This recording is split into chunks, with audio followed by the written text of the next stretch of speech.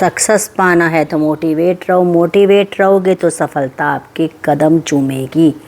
कुमार कार्तिकेय के जन्म की अति विस्मयकारी कथा। भगवान शिव की बात जब आती है तो शिव परिवार का उल्लेख भी होता है, और फिर उल्लेख होता है तो शिव और शक्ति के पुत्रों का।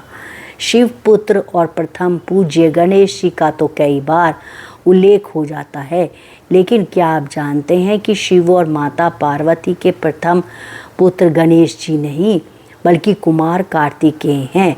मयूर की सवारी करने वाले शक्तिशाली कुमार कार्तिकेय के जन्म की कथा भी अति रोचक है, जिसके बारे में हम विस्तार से जानेंगे। स्कंद पुराण के अनुसार भगवान शिव ने अधर्मी दैत्य तारकासुर को एक वरदान दिया, जिसके कारण वह अत्यंत शक्तिशाली हो गया था। वरदान यह था कि उसका अंत केवल और केवल शिवपुत्र के हाथों ही होगा। वरदान पाने के बाद वह तीनों लोकों में हाहाकार मचने लगा। यहाँ तक कि तारकासुर के नेतृत्व में दैत्यों से देवताओं को पराजय का भी सामना करना पड़ रहा था।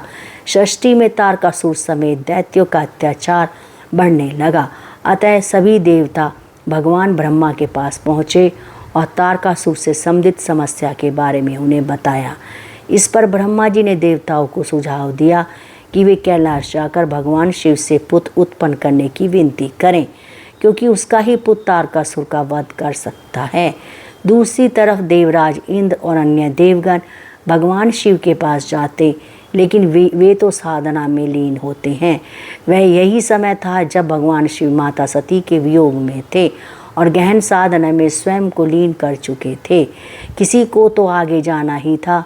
तब देवताओं में से एक कामदेव ने उनके ध्यान को भंग करने की कोशिश की, जिसका परिणाम यह हुआ कि उन्हें भगवान शिव ने भस्म कर दिया। इधर देवी पार्वती भी शिव को पति रूप में पाने के लिए तपस्या में लीन थी। तब भगवान शिव ने देवी पार्वती की तपस्या से प्रसन्न होकर शुभ घड़ी और शुभ मुहूर्त में उनसे विवाह कर लिया, और दूसरी ओर कामदेव की पत्नी देवी रति की विनती पर अपने ही विवाह के शुभ अवसर पर भगवान शिव ने कामदेव को जीवित कर दिया। इसी तरह शिव और शक्ति पुनः एक होकर कैलाश पर वास करने लगे। अब यहीं पर शिवपुत्र जो कि तारकासुर का वध करता, उसका पूरा प्रसंग आता है। कार्तिकेय जी माता पार्वती और भगवान शिव के जैविक पुत्र नहीं हैं, लेकिन वो शिव जी के अंश अवश्य हैं।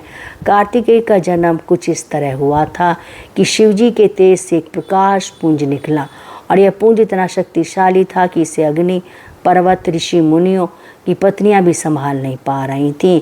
शिवांश का तेज इतना अधिक था, कोई भी उसे संभाल नहीं सका। जब तेज धरती पर पड़ा तो धरती माता भी इसे संभालना कठिन हो गया।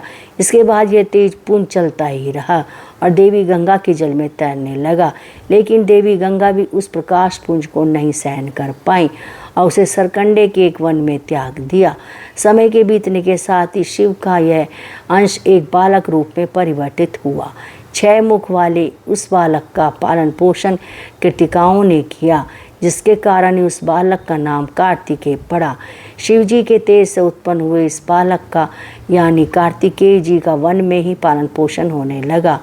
कृतिकाएं एक माता की भांति बालक का ध्यान रखती। उधर माता पार्वती ने भी एक तेजवान बालक कार्तिकेय के बारे में सुना और इस बारे में भगवान शिव से पूछा। इस पर भगवान शिव ने उन्हें जानकारी दी कि कार्तिकेय उनके ही पुत्र हैं।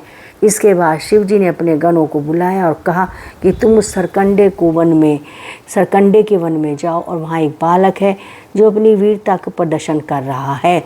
वह हमारा ही अंश है, हमारा पुत्र है, उसे सम्मान के साथ लेकर आओ। शिव जी के आदेश के बाद शिवगण उस वन में पहुँचे और कुमार कार्तिकेय को कृतिकाओं के साथ बड़े सम्मान से शिव जी के सामने ले आए। उस बालक को देखकर कैलाश पर्वत पर आनंद छा गया। वहीं कार्तिकेय के आ जाने के बाद वह समय भी आ गया जब उन्हीं शिव पुत्र के द्वारा तारकासुर का वध होना था।